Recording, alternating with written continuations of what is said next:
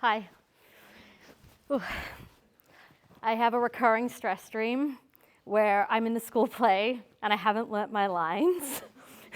So please forgive me if I seem super nervous.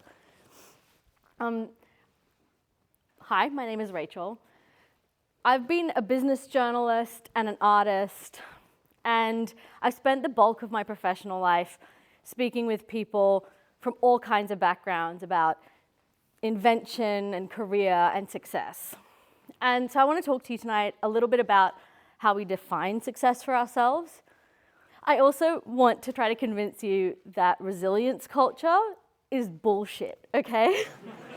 Come find me at the end and let me know if you agree. But mostly I want to talk to you about being happy. Who here in the room would say that being happy is your number one priority in life? And who reckons being successful is the most important thing to you? And who thinks that it's important to be successful in order to be happy? Right?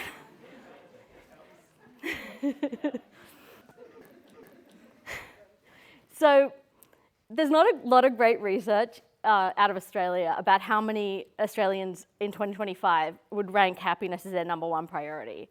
But some recent research out of the UK puts it at around 2/3 of people. And looking around the room tonight, that seems about right. Suffice to say, most people would put happiness somewhere close to the top of their list. Now, I grew up in Singapore. Maybe some of you are from there or you visited. It's a place with a really orthodox success culture. It's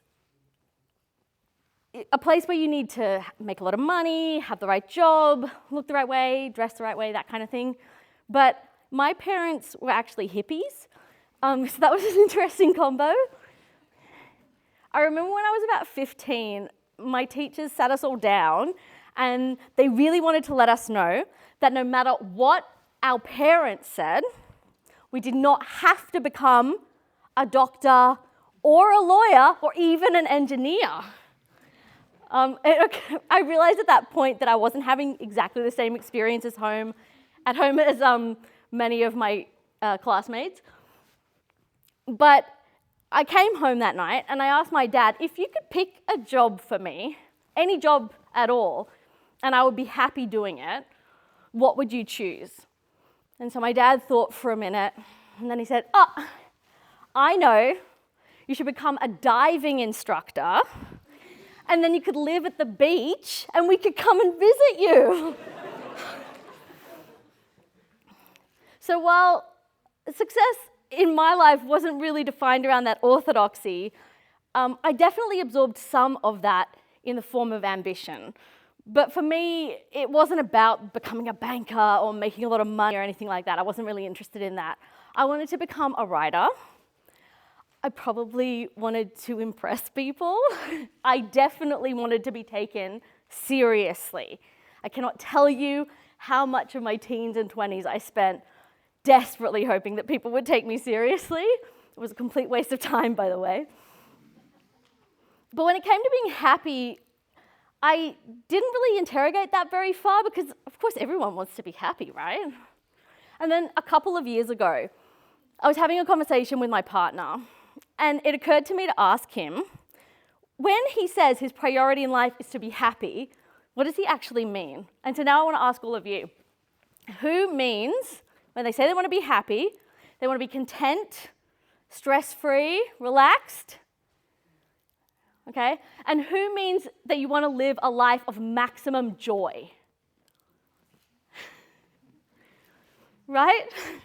So he was saying he wanted to be content, and I want a life optimized for joy. And actually, those two things are kind of opposites, because to live a life of joy, you have to really put yourself out there. It involves risk, right?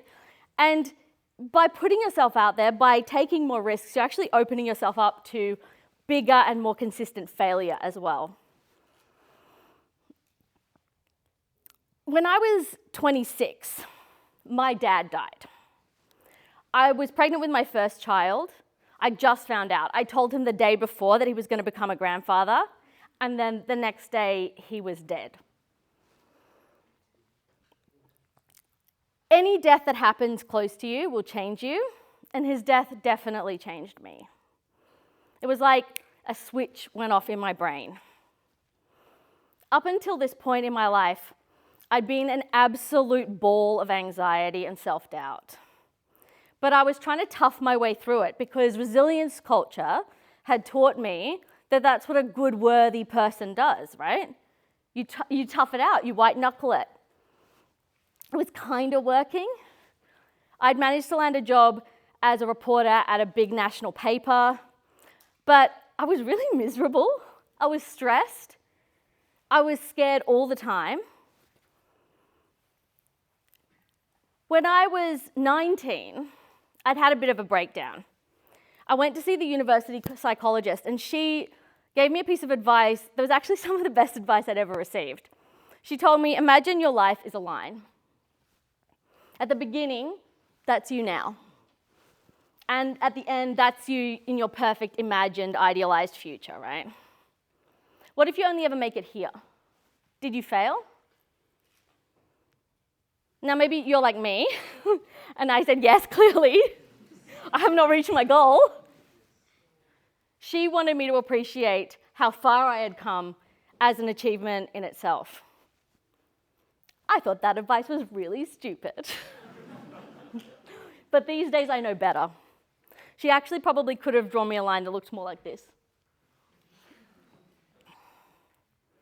Before my dad died, I was a chronic overplanner. I thought if I just thought through every possible outcome, imagined every possible problem that could come up, then I could plan my way out of pain, I guess. But then he died. It was the very worst possible outcome. And I had no plan for that. And I discovered what everyone in those situations discovers, which is that when the truly bad thing happens, if it doesn't kill you, you wake up the next day, and the day after that, and the day after that.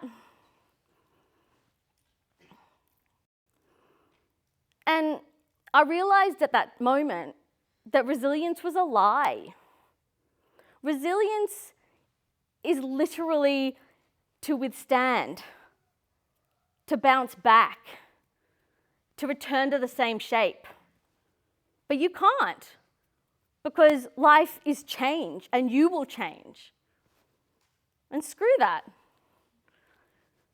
Resilience is a rock in a stream, and it's pushing back against that water, withstanding, withholding, slowly eroding anyway. You have to be the water. You have to be adaptable. And so I let myself fall apart and come back together in a completely different shape. And actually never went back to that job that I'd worked so hard for. And by changing how I defined success for myself, changing what my dreams were, I actually opened myself up to a much more interesting and unusual life and career. I've been an illustrator, a cartoonist. I've taught at universities. I've worked on political campaigns. I've worked in political offices. And I'm standing here talking to you now. I actually am back working at that same paper that I was working at all those years ago these days. I like to call myself an upcycled employee. But I'm very different now. And so that experience is very different. And I'm still changing every single day. The last thing I'll just say is this. Life is really hard for everyone. Even people who just want contentment. Because you can't actually mitigate failure, no matter how hard you try. And so, if you can learn to redefine success for yourself, open yourself up to new opportunities, keep an eye out, then I think you'll find that it's also filled with weird and wonderful side quests. And in my experience, that's where the joy is hiding. Thank you.